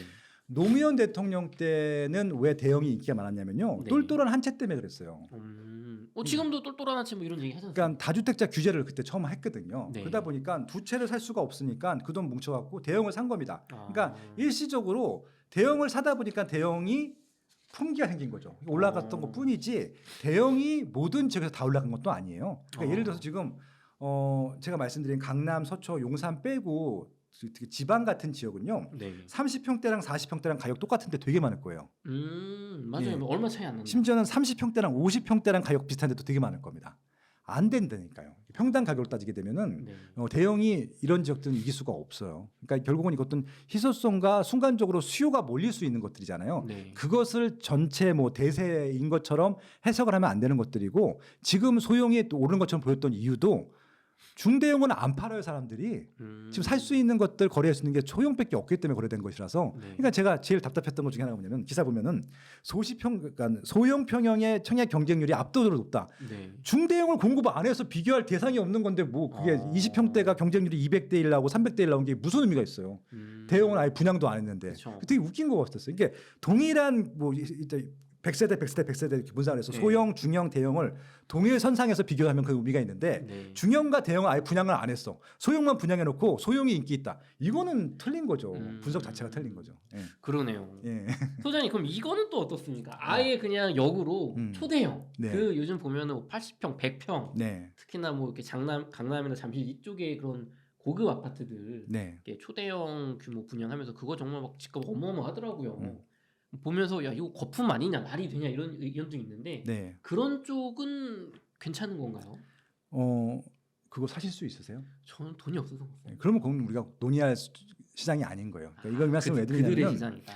최근에 나인원 한 놈이 200억에 거래가 됐어요. 맞아요. 200억 거래되기 직전 가격이 얼마인 줄 아세요? 120억이에요. 상품이 다른 거냐? 똑같은 거예요. 그럼 갑자기 80억에 뛰는 이유가 뭐예요? 그냥 그들은 그렇게 거래하는 거예요. 아. 이건 일반 시장이 아니고 이거는 손에 꼽을 만큼의 수밖에 없어요. 음. 상품도 딱 그만큼만 있는 것들이고. 네. 그래서 진짜 돈이 많으시면요, 저는 그 인기 있는 그런 좀 그 단지의 펜트하우스 사시는 거 추천드려요. 살 수만 있으면 100억짜리, 100억짜리 200억 팔 수 있어요. 왜냐하면 거기는 평당 가격, 뭐 거품, 뭐 고평가 이게 먹히지 않는 식당. 왜냐하면은 그게 딱 그 하나밖에 없는데 그걸 살려면은 돈을 지불해야 되잖아요. 그러니까 예를 들어서 아크로 리버파크라고 하는 이게 8개의 펜트하우스가 있는데 네. 거래가 안 됐어요. 네. 그럼 살려고 하면 그때 한번 이제 누가 100억에 산다고 이렇게 이제 그 청구권을 딱 했는데 네. 아무도 안 팔아요. 예. 좋으니까 안 팔겠죠. 예, 근데 누가 160억에 사면 팔겠다고 아. 합의 안 맞아서 결국은 나가리가 됐거든요. 네. 예, 그래서 결국 그런 겁니다. 거기는 그렇게 의사결정이 되는 것들이지 또 일반적으로 우리가 투자 어차피 투자 안 하실 건데 그걸 뭐 관심을 가지세요? 아니 근데 소장님 제가 그 유튜브 보다 보니까 그런 최상급지 정말 네. 어마어마한 가격의 아파트들이 뛰면 예, 몇 달 뒤에 강남 압구정 현대 뭐 오른다. 예. 그게 더 시작이다 이렇게 보시는 분인데 그건 좀 시장이 다르게 보시나요? 완전 다른 상품이고요. 다른 상품이다. 예, 이제 보세요. 이제 아스턴이라고 하는 상품이 이제 곧 분양을 할 텐데 네. 서초구 잠원동에 있는 예전에 거기 충전소 부지예요. 거기가 네. 850억에 이제 분양을 한다 하더라고요. 아, 이거 펜트하우스가. 어마어마한데. 우리나라 최고가인데 제가 장담합니다. 펜트하우스가 제일 먼저 분양됐고요. 아 진짜요? 예, 근데 그거 살 수 있는 사람들이 몇 명 될까요? 아, 아마 대한민국에 100명? 진짜 얼마 안 되겠죠. 예, 그들이 사는 겁니다. 근데 저 재밌는 얘기 해드릴까요? 그들이 그걸 왜 살까요? 그러게 그거 그냥 단독주택 사고 말지 이거 왜 그러니까 사지? 제가 드리고 싶은 게 메인하우스일까요? 세컨하우스일까요? 저는 세컨하우스를 가능성이 거의 99.9%라고 봅니다. 그게 메인이 아니고. 예, 그러니까 그거는 정말 돈이 차고 넘쳐서 내가 얼마큼 있는지 모르는 사람들이 사는 거야. 그러니까 그게 850억을 한다고 그 길 건너편에 있는 잠원동에 있는 아파트가 100억 하지 않아요. 예. 다른 세상이다. 예, 왜냐하면은 거기가 850억 해도 반포가 더 비싸. 아파트는 그러니까 길 건너에 있는 잠원동 아파트보다 반포 네. 아파트가 더 비싸다고. 상관이 없다. 아, 입지로 오르고 예. 이런 게 아니다. 예, 그러니까 이거는 제가 자신 있게 말씀드릴 수 있는 게 제가 그런 거 개발해서 분양하는 마케팅에서 했던 사람이기 때문에 알아요. 시장이 달라, 타겟이 달라요, 완전히. 다르다. 그냥 맨투맨으로 붙어서 마케팅합니다. 아, 여러분들한테 그 뭡니까? 그 가지도 않아. 그런 음, 것들은. 그렇군요. 예, 예. 소장님 저희 최근에 그 GTX 얘기 좀 나눠보겠습니다. 최근에 GTX B하고 C 뭐 착공 들어갔다 뭐 네네. 얘기도 나오면서 음. GTX A 노선이 그래도 좀 뭐 동탄도 그렇고 저기 운정도 그렇고 좀 가격이 꽤 올랐잖아요. 네네. 그럼 B하고 C 쪽에도 좀 경기도 외곽이지만 네. 투자해두면 좋지 않겠냐. 네. 뭐 이런 의견도 있는데 이게 좀 맞는 말일까요? 예. 무조건 좋나요? 그 확정된 건 무조건 좋죠. 그러니까 이거는 결국은 이게 그러니까 일자리, 직장과의 근접성이 제일 중요한 이슈일 텐데 부동산에서는 GTX B하고 C는 올해 착공을 시작할 거거든요. 그럼 네. 2030년 넘어갈 것 같긴 한데 우리 생전에는 탈 수 있어요. 예, 네. 한 20년 안에는 탈 수 있거든요. 그러면은 분명히 시세가 반영이 점점 될 겁니다. 네. 아마 개통되면 또 많이 올라가 있겠죠. 그래서 지금 들어가시는 거 그냥 나쁘지 않다고 생각해요. 근데 또 일각에서는 GTX-A 봐라 이용률이 형편없다. 아니 그거는 네. 너무 단기적인 평가고 제가 그건 분명히 제 블로그나 유튜브에서 말씀을 드렸는데 네. 삼성역이 개통이 돼야 돼요. 아, 삼성역이. 예. 지금 수서역에 일자리가 없잖아요. 그렇죠. 수서역 갔다가 한성을 2번 더 해야 되는데 여러분들 같으면 타시겠습니까? 예, 삼성역까지 와야 되잖아요. 2028년도 이후에 다시 한번 얘기해 주시기 바랍니다. 2028년 무조건 오릅니다. 예. 무조건 오른다. 그러면은 근데 GTX B나 C는 조금 세월이 좀 남아 있잖아요. 예. 그럼 내가 그쪽 근처에 살지 않는데 굳이 투자용으로 사놓고 이건 조금 너무 빠를 수 있을까요? 아니요, 지금 사야죠. 지금 사야 된다. 예, 왜냐하면 그때는 너무 늦지. 늦다. 예, 예. 그러니까 한번 생각을 해보시면 좋겠어요. 신분당선 라인 있잖아요. 네. 특히 수지, 용인 수지 같은 경우 쌌거든요. 네. 신분당선 개통되면 지금 얼마나 많이 올랐어요. 그렇죠. 예, 거기 인세 아파트들이 지금 아마 분당보다 더 비쌀 걸요. 네. 웬만한 지역들보다. 그다음에 광교 신도시가 대표적인 예잖아요. 네. 광교 신도시 앞에 15억에서 18억 하는 아파트가 왜 생겼어요? 서울도 아니고 과천도 아닌데. 예, 분당선 초역세권이 생긴 거잖아요. 그러니까 신분당선도 그 정도인데 네. 신분당선은 38분 걸려요. 네. 그러니까 이게 도어 투 도어가 아니라 기차 시간만. 네. 그래서 그 광교 중앙역에서 타가지고 강남역까지 오는데 네. 38분이 걸리거든요. 근데 GTX를 타면요 A나 B나 C나 삼성역까지 오는데 물론 B는 삼성역은 안 갑니다. 네. 20분 걸려요. 그러면 더 좋은 거 아니에요. 그렇죠. 예, 그리고 예, 요금도 생각보다 싸게 좀 해주려고 노력도 하고 환승도 되잖아요. 맞아. 환승 혜택. 예, 그러니까 여러분들이 한번 생각을 해보시면은 GTX가 더 파급력이 클까, 신분당선의 파급력이 더 클까 한번 생각을 해보세요. 신분당선 때문에 많이 올랐잖아요. 네. GTX 때문에 오르지 않는다라고 하시는 분들 논리는 도대체 무슨 근거인지 잘 모르겠네요. 저는. 네네. 그렇군요. 네. 선생님 그럼 또 제가 좀 싫어하실 수 있지만 네. 대중들이 궁금해하실 질문 하나 드려볼게요. 네. GTX B나 C의 예. 역 근처의 신축 아파트랑 예. 그다음에 이제 서울의 좀 외곽권의 뭐 구축 아파트 가격이 비슷하다고 할 때 네. 그럼 어디를 좀 사는 게 투자성에서 좋을까? 아니 무조건 신축이 좋죠. 무조건 신축이 예, 좋다. 좋죠. 역세권의 신축이면 천하무적이고. 천하무적이다. 예. 그러면 그 신축 구축 얘기 조금 더 들어가 볼게. 그 신축 예. 아파트가 경기도라고 할지라도 서울의 구축보다 조금 더 좋다라고 볼 수 있어요. 입지가 좋아야죠. 입지가. 예, 그러니까 경기도는 입지가 좋아야죠. 경기도는 무조건 입지예요, 입지. 입지. 예, 근데 경기도 입지 좋은 곳은 서울의 변두리 집보다 입지가 더 좋은 거거든요. 어... 예, 그렇게 따지시면 되죠. 그러면 요거 약간만 구체적으로 힌트 좀 주세요. 서울의 어떤 구보다는 경기도의 어떤 구가 좋다. 그건 또 그 구에서 따져봐야 될 텐데 네. 이렇게 보시면 될 것 같아요. 예를 들어서 이제 노도관 금강구가 있어요. 소위 말해서 하위권 구역일 텐데 네. 여기에 신축들은 괜찮아요. 경기도에 있는 신축들과 경쟁을 할 만해요. 근데 네. 이제 거기는 이제 신축들이 들어갈 부지가 더 없기 때문에 네. 기존의 낡은 주택들이 있는 낡은 구역들이 재개발이나 재건축이 되느냐의 관건일 텐데 네. 되지 않고 나홀로 구축으로만 남는다. 그러면은 못 올라가요. 나홀로 구축은 탈락. 예. 네.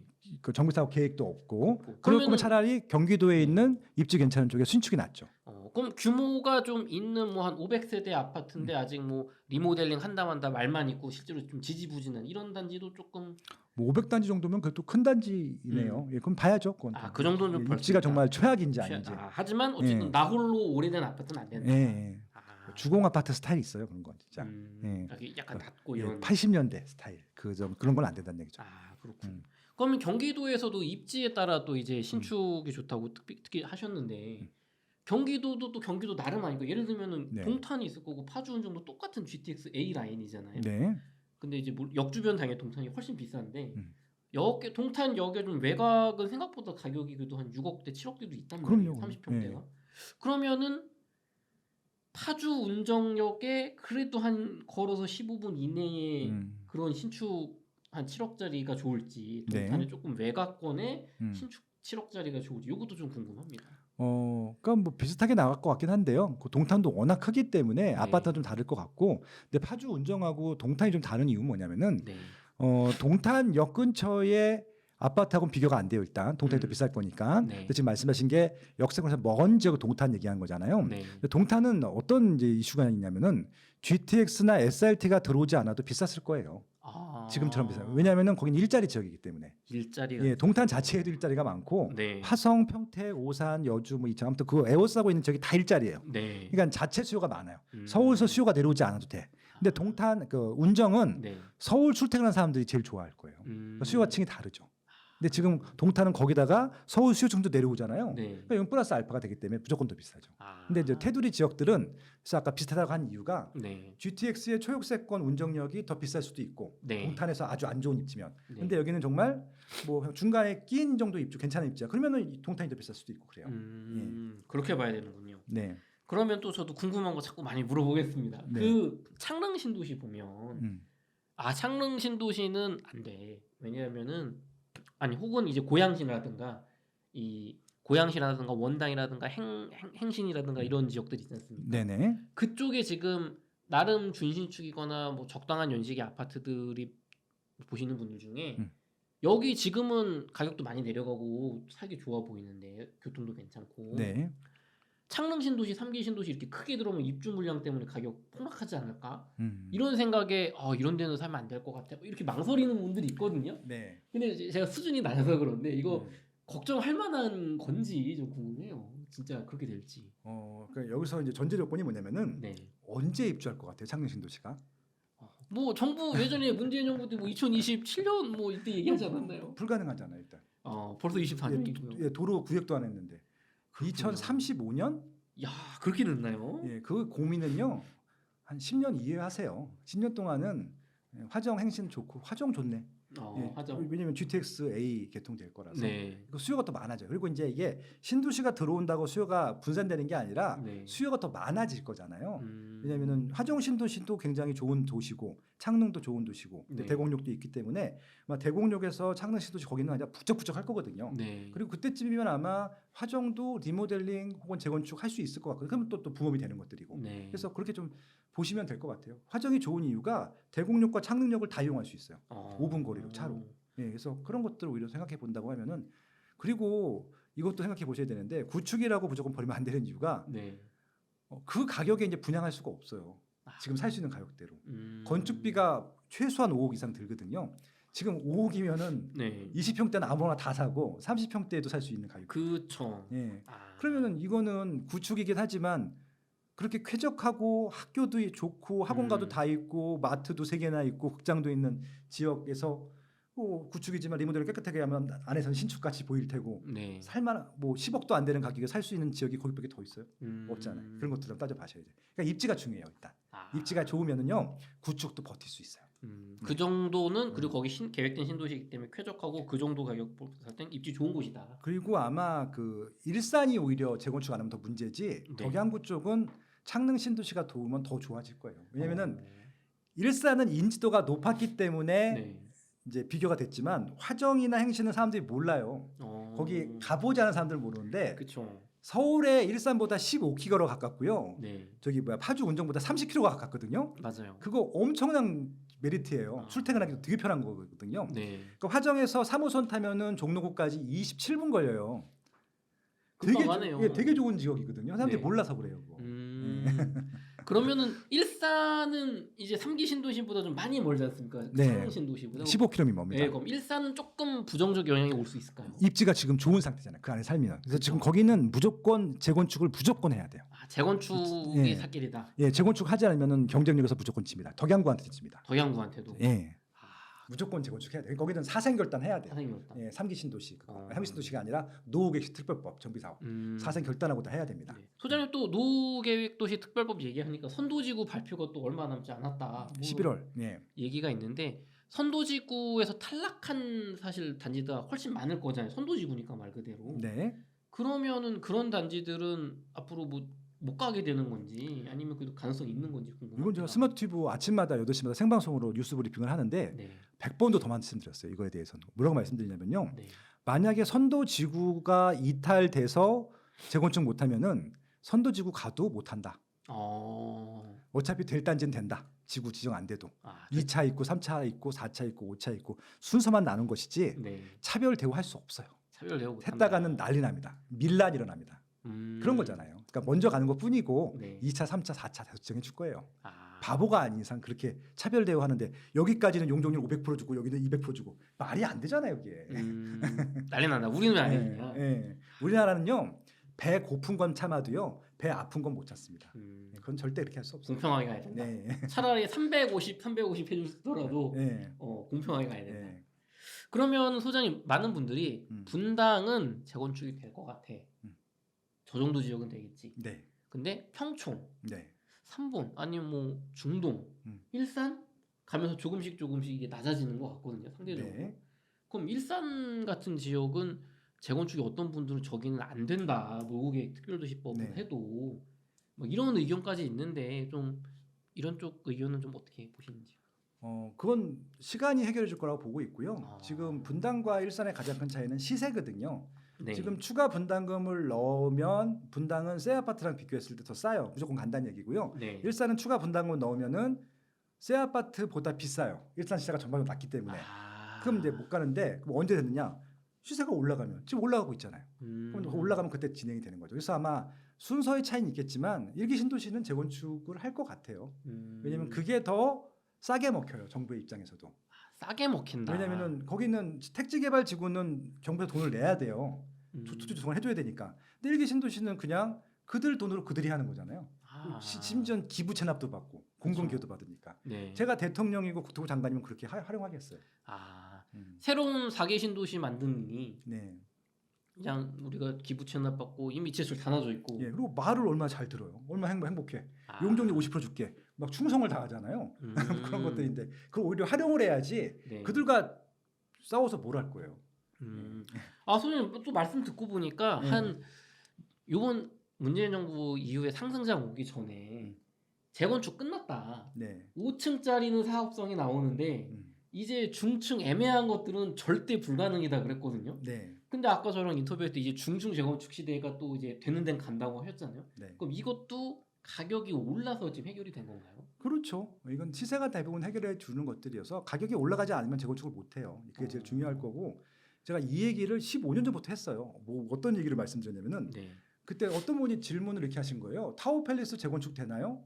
제 대답은 단번에 그냥 네였어요. 그러니까 타워 팰리스를 사서 이거를 추가 분담금을 넣었을 때 그 투입 비용보다 네. 더 비싸게 팔 수 있으면 재건축하는 거예요. 그러니까 그 초고층 아파트도 재건축이 되는데 중층 정도야 뭐 더 좋은 거죠. 그럼 초고층 아파트도 수익이 남으면 네. 누군가가 비싸게 투자할 수 있다. 그렇죠. 네. 아, 입지가 좋으면 다 가능해요. 입지가 좋고 결국엔 입지네요. 네. 알겠습니다. 소장님 긴 시간 동안 저희 인사이트 많이 나눠주셨는데요. 끝으로 저희 웅달책방 시청자분들을 위한 한 말씀 부탁드릴게요. 내 집 마련은 가능한 한 최대한 빨리 하시고요. 하신 분들은 빨리 상급지 갈아타기. 예, 그걸로 그냥 평생 동안 그 목표로 하시면은 추가적인 투자를 너무 고민하지 않으셔도 뭐 시세 하락이나 금리 인하나 뭐 세계 경기나 하지 않으셔도요. 충분히 여러분들 행복한 주거 생활 하실 수 있다 말씀을 드리고요. 비트코인 조금만 사놓읍시다. 트럼프 된다고 하니까. 아 선생님 그 갑자기 끼어들어 죄송한데 비트코인 투자도 하시나요? 아니 저도 이제 조금 해놨는데 네. 그냥 재밌잖아 재미로. 저희 비트코인 많이 하면 제가 다음에 소장님과 비트코인 얘기 나눠보겠습니다. 네 감사합니다. 네, 감사합니다. 네.